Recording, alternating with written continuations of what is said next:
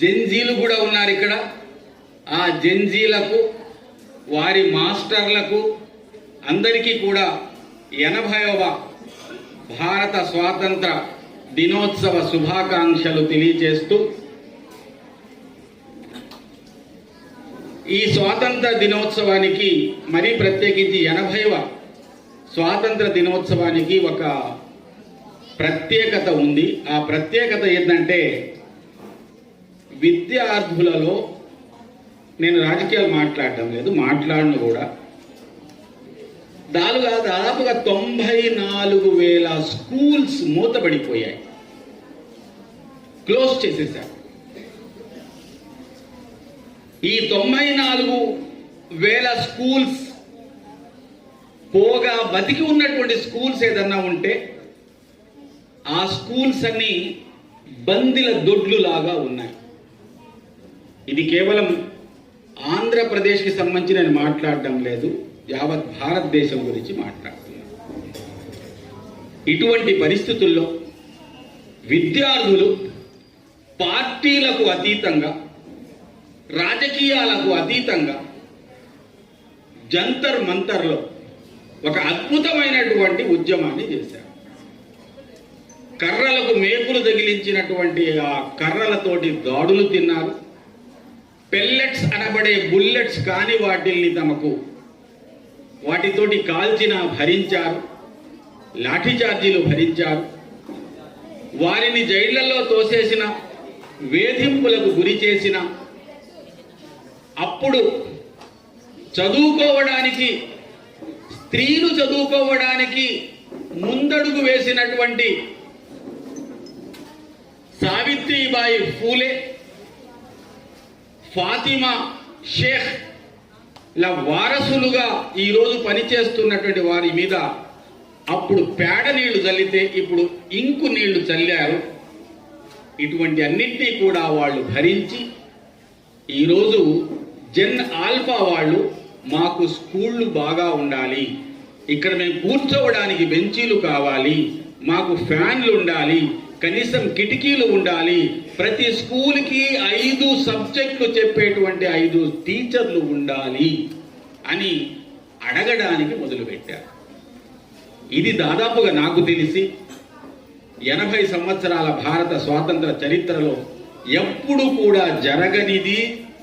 ఆ జరగని దానిని మీరు నిజం చేసి చూపించినటువంటి ప్రత్యేకమైన ఈ భారత స్వాతంత్ర 80వ దినోత్సవానికి మీకు మాత్రమే అంకితం చేస్తూ నేను ఈ సభని ముందుకు కొనసాగిస్తూ, భారతదేశానికి గంగా జమున సంస్కృతి అనే ఒక పేరుంది. గంగా జమున, గంగా అనేటువంటి పేరు హిందూ సోదరులకును, జమున అనేటువంటి పేరు సినిమా కూడా వచ్చింది, గంగా జమున, దిలీప్ కుమార్ది. అందులో చాలా గొప్ప పాట కూడా ఒకటి ఉంది. इंसाफ की डगर पे बच्चों दिखाओ चल के, ये देश है तुम्हारा, नेता तुम्ही हो कल के. ఇటువంటి అద్భుతమైనటువంటి స్ఫూర్తి ఇచ్చినటువంటి గంగా జమున సంస్కృతి ఎంత గొప్పదో మన డాక్టర్ గారు అర్షద్ అలీ గారు చరిత్ర సంస్కృతి గురించి తప్పనిసరిగా తెలుసుకోవాలి అన్నారు. అలా తెలుసుకోకపోతే చరిత్ర అనేటువంటిది ఒక బంకమట్టి వంటిది. ఈ బంకమట్టితో అందమైన కొండపల్లి బొమ్మలు తయారు చేయవచ్చు, కొత్త బిల్డింగులకు ఆ దిష్టి బొమ్మలు తయారు చేస్తారు చూడండి, ఆ దిష్టి బొమ్మలు కూడా తయారు చేయవచ్చు. అది బంకమట్టి తప్పు కాదు, తయారు చేసే వాళ్ళ మన తప్పు. అది చేయవచ్చు, ఇది చేయవచ్చు. అట్లాగే చరిత్రను కూడా ప్రజలకు అనుకూలమైనది, విద్వేషరహితంగా అందరూ కలిసి జీవించేటువంటి అద్భుత సంస్కృతిని కూడా చరిత్ర ద్వారా చెప్పవచ్చు. మనుషుల మధ్య విద్వేషాలు రేగొట్టించడానికి కూడా చరిత్రను వాడవచ్చు. ఇది చరిత్ర. ఇదే చరిత్రలో నుంచి మీకు కొన్ని ఘట్టాలు చెప్తాను. బహుశా మీరందరూ వాల్మీకి రామాయణం గురించి తప్పనిసరిగా తెలిసి ఉంటుంది, చదవకపోయినా పేరు విని ఉంటారు. ఆ వాల్మీకి రామాయణాన్ని రామచరిత మానస్ అనే హిందీలో దాన్ని తులసీదాస్ గారు అనువాదం చేశారు. విచిత్రం ఏంటంటే హిందీ భాషలో అనువాదం చేయడానికి అప్పటి కొంతమంది ఛాందసవాదులైనటువంటి పూజారి వర్గం ఆయన మీద దాడి చేయడానికి, ఆయనని చంపడానికి, చివరికి తిండి కూడా తినడానికి అవకాశం లేకుండా చేసిన క్రమంలో ఆయన మసీదులో కూర్చుని రామచరిత మానస్ని రాశాడు. ఆయనకి ఆ మసీదులో అవసరమైనటువంటి భోజనాలన్నీ కూడా అప్పటి యొక్క ఉలమాలు ఆయనకి అప్పచెప్పారు. బహుశా ఈ చరిత్రని ఎవరు చెప్పి ఉండరు. కావలసుంటే రామచరిత మానస్ రచించినటువంటి తులసీదాస్ గారి జీవిత చరిత్రని ఒకసారి చూడండి. రామాయణాన్ని తులసీదాస్ గారు మసీదులో కూర్చొని రాశారు, మసీదులో కూర్చోవడానికి ఆయనకు అవకాశం కల్పించారు అనేటువంటి ఊహించడానికి కూడా వీలు లేని అద్భుతమైనటువంటి సభ్యత, సంస్కారాలు, మత సహిష్ణుత, మత సమైక్యత ఈ దేశంలో విరాజిల్లింది. కొట్టండి చప్పట్లు, కొట్టవలసినటువంటి చప్పట్లేదు. బహుశా మన వాళ్ళకి అర్థం కాలేదేమో ఆ విషయం. ఒకవైపున ఇప్పుడు దాదాపుగా ముస్లింల యొక్క పేర్లు మాత్రమే ఎందుకు పఠించబడిందో సంజాయిషిగా కావచ్చు, లేదా వివరణ కోసంగా కావచ్చు, డాక్టర్ గారు కారణాలు చెప్పారు. కానీ ఆయన మొత్తం సభలో గాంధీజీ పేరు ప్రస్తావించకుండా ఆయన మాట్లాడలేదు. మరి గాంధీజీ ముస్లిమా? భారత స్వాతంత్ర పోరాటంలో హిందువుల, ముస్లింల అనేటువంటి ఆ భేద భావాన్ని చూడడానికే అవకాశం లేదు. ఒకవైపున ఖిలాఫత్ ఉద్యమాన్ని హిందూ సోదరులు ఆమోదిస్తే, మరోవైపున ముస్లిం సోదరులు హిందూ సోదరుల యొక్క ఉద్యమాలను అద్భుతంగా సపోర్ట్ చేసినటువంటి బాబాసాహెబ్ అంబేద్కర్ భారత రాజ్యాంగ రచనా సంఘానికి అధ్యక్షుడిగా కావలసినటువంటి బలం లేని ఆ సమయంలో మీలాంటి మహామేధావి గనక అక్కడ లేకపోతే అన్యాయం జరుగుతుంది అని తమ రాజ్యాంగం ప్రకారంగా, అప్పటి రాజ్యాంగం ప్రకారంగా తమ హక్కు అయినటువంటి బెంగాల్ ప్రావిన్స్లో నుంచి బాబాసాహెబ్ అంబేద్కర్ను ముస్లింల క్యాండిడేట్ని వెనక్కి తీసుకుని వారిని ముందుకు పంపించినటువంటి చరిత్ర కూడా భారత చరిత్రలో రికార్డ్ అయినటువంటి చరిత్రగా మనకు కనిపిస్తాం. ఇటు దళితులతోనూ, అటు హిందూ సోదరులతోనూ అద్భుతమైనటువంటి స్నేహ సౌభ్రాతృత్వాలు విరాజిల్లకపోతే భారతదేశంలో స్వాతంత్ర సమరం విజయవంతమయ్యేదే కాదు. మంగల్ పాండే ఒకవైపున ఉంటే, మరోవైపున దాదూ సాహెబ్ ఉన్నారు. బంగాల్ సిరాజుద్దౌలాని ప్రస్తావించినటువంటి డాక్టర్ అర్షద్ అలీ గారు అదే బెంగాల్లో ఇటు సాధువులు, అటు ఫకీర్లు కలిసి దాదూమియా నాయకత్వంలో అప్పటి బ్రిటిష్ వాళ్లకు వ్యతిరేకంగా చేసినటువంటి రైతాంగ ఉద్యమం అద్భుతమైనటువంటి ఉద్యమంగా భారత స్వాతంత్ర పోరాటంలో సువర్ణాక్షరాలతో లిఖించదగిన పోరాటంగా ఉంది. సాధువులు ఉన్నారు, ఇటు ఫకీర్లు ఉన్నారు. మజ్నూన్ షా మస్తానా, దాదూభాయ్ ఇలాంటి వాళ్ళు ఆ ఉద్యమానికి నాయకత్వం వహించారు. భారతదేశం యొక్క మలుపులో, ప్రతి మలుపులో ఈ గంగా జమున సంస్కృతుల మేలు కలయిక లేకపోతే భారతదేశ అభివృద్ధిని గురించి మాట్లాడడానికి అవకాశమే లేదు. చిన్నపిల్లలు నేను కూడా విద్యావనం అని ఒక ఎక్స్పెరిమెంటల్ స్కూల్ నడిపినటువంటి అనుభవం ఉంది కాబట్టి మాట్లాడుతున్నాను. పిల్లలు ఏవైతే ఇక్కడ చదివారో ఒక ఎగ్జిబిషన్ చేశారో అది మొత్తం పిల్లలకు జవాబులు నేర్పడం ద్వారా జరిగినటువంటి బలహీనత. అది వాళ్లకు జవాబు కాకుండా ప్రశ్నలు నేర్పించి ఉంటే, ఆ ప్రశ్నల్లో నుంచి వాళ్ళు జవాబు గనక వెతికి ఉంటే బహుశా ఇంతకంటే బాగా ప్రజెంట్ చేసి ఉండేవాళ్ళు.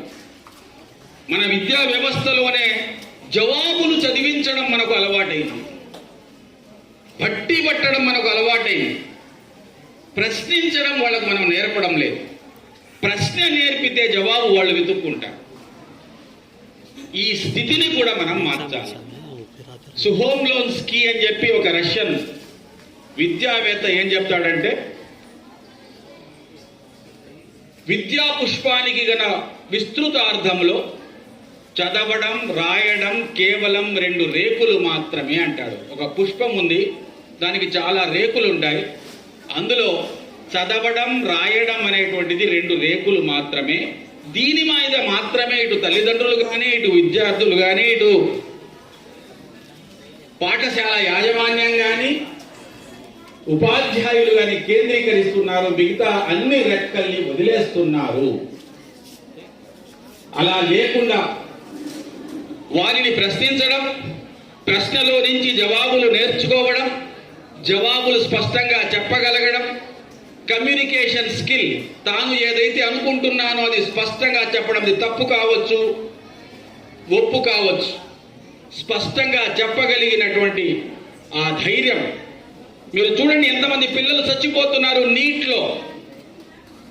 సీటు రాలేదని, నీట్ పేపర్ లీక్ అయిందని ఎంతమంది చనిపోయారు ఇప్పటి వరకు చరిత్రలో. మొన్న 28 మంది చచ్చిపోయారు. అంతటి ఆత్మ నిర్బలత్వము, బలహీనతని మన పాఠశాలలు నేర్పిస్తున్నాయా? నీట్ విద్య ఎగ్జామ్ పోతే మనిషి చచ్చిపోవాలనా? ఒకసారి చచ్చిపోతే మళ్ళా బ్రతుకుతామా? ఒకసారి చచ్చిపోతే మళ్ళా బ్రతకమే. జీవించి ఉంటేనే కదా సాధించేది. కాబట్టి జీవించి ఉండాలని, జీవించి సాధించాలనేటువంటి ఆత్మవిశ్వాసం, ఆత్మధైర్యం ఎక్కడి నుంచి వస్తుంది? చదువులో నుంచి రావాలి. కానీ ఆ చదువులు మనకి ఇవ్వడం లేదు అని అర్థమవుతుంది. 10th క్లాస్ రిజల్ట్స్ వచ్చినప్పుడు రైల్వే కట్టల అమ్మిడి కూడా పోలీసులు, బావుల దగ్గర పోలీసులు ఉండడం దౌర్భాగ్యం కాదా? పిల్లలకు సమస్యల్ని ఎదిరించేటువంటి ఆత్మవిశ్వాసం నేర్పించాలి. ఇది స్వాతంత్ర పోరాటంలో పాల్గొన్నటువంటి స్వాతంత్ర సమర యోధుల జీవితాలలో నుంచి మనకు వస్తుంది. అందుకే చరిత్ర చదవాలి. చరిత్ర చదవకపోతే మీకు ఆ విశ్వాసం, ఆత్మవిశ్వాసం రాదు. చరిత్ర చదవకపోతే, అర్థం చేసుకోకపోతే, తమ జీవితాలకు దాన్ని అప్లై చేసుకోకపోతే, ఇప్పుడు ఉన్నటువంటి సిలబస్ లో సమస్తం సాంకేతిక సమస్తం, తోలు టెక్నాలజీ, ఇనప technology, textile technology, current technology, ఫలానా మట్టి టెక్నాలజీ, మశానం టెక్నాలజీ చెప్తున్నారే తప్ప దానికి అనుగుణంగా ఇది తప్పనిసరి అవసరమే కూడా.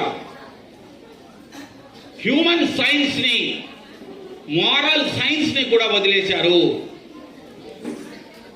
ఈ హ్యూమన్ సైన్స్, మోరల్ సైన్స్ చెప్పకపోతే జరిగేటువంటి నష్టాలు ఏమిటి? ఈరోజు తల్లిదండ్రులు అనుభవిస్తున్నారు. కొద్దిగా ఎదిగినటువంటి అమ్మాయిల్ని, కొద్దిగా ఎదిగినటువంటి అబ్బాయిల్ని, జంజీల్ని కంట్రోల్ చేయడం చాలా కష్టమైపోయింది. వారికి, నాకు తెలుసు, మా చిన్నప్పుడు మా పుస్తకాల్లో ఒకవైపున సత్య హరిశ్చంద్రుని పాఠము, కావడి పట్టుకుని మోసేటువంటి ఏం పేరేంటి, సత్యవంతుడి పాఠం, తల్లిదండ్రుల యొక్క గౌరవాని కోసం ఆయన చేసినటువంటి ఆ పాఠం.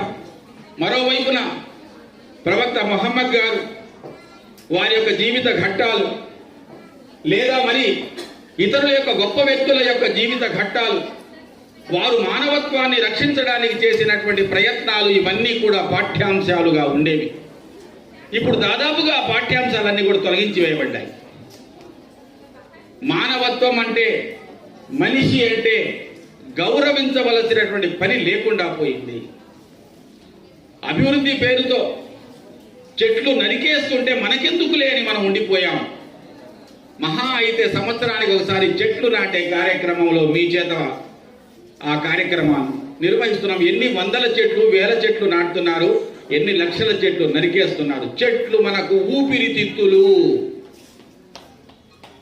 మనిషి భూమి మీద ఆరోగ్యంగా జీవించాలి అంటే 1/3 భూమి మీద పచ్చని చెట్లు ఉండాలి.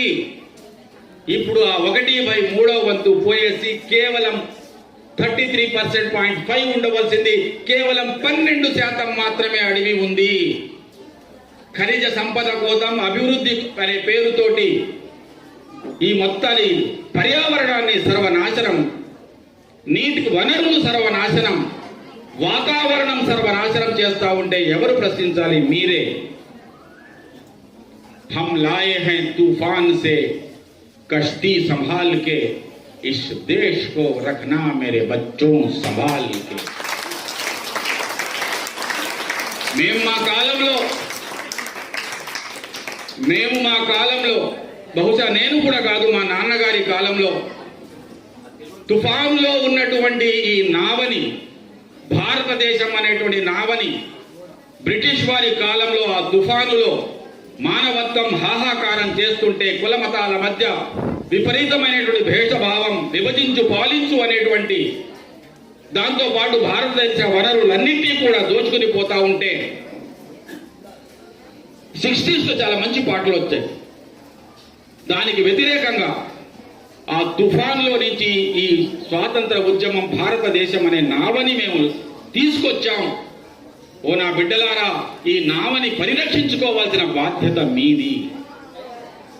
ఆ కాలంలోనే మరో సినిమా కూడా వచ్చింది. నాకు ఆ సినిమా బహుశా చంద్రగుప్త మౌర్య అనుకుంటా, చాలా పాత సినిమా. జహా డాల్ డాల్ పర్ సోనే కి చిడియా కర్తీ హై బసేరా, ओ भारत देश है मेरा, ओ भारत देश है मेरा. जहाँ डाल डाल पर सोने की चिड़िया करती है बसेरा, ओ भारत देश है मेरा. ఈ బంగారు పిచ్చుకని జీడిపి టాప్ మోస్ట్, ప్రపంచంలోనే భారతదేశంలో ఉన్నంత జీడిపి ఎప్పుడూ లేదు. ఈ బంగారు పిచ్చుక యొక్క చమత్కారాలని, మెరుగులను చూసే బ్రిటిష్ వాడు అక్కడి నుంచి పరిగెత్తుకుంటా వచ్చాడు. ఈ బంగారు పిచ్చుక యొక్క బంగారు ఈకలన్నింటినీ వాడు పెరుక్కొని పోతా ఉంటే భారతదేశంలో ఉండేటువంటి పౌరులందరూ బాధ్యతాయుతంగా తిరగబడ్డారు, వాళ్ళని తరిమి కొట్టారు, భారతదేశానికి స్వాతంత్రాన్ని తీసుకొచ్చారు.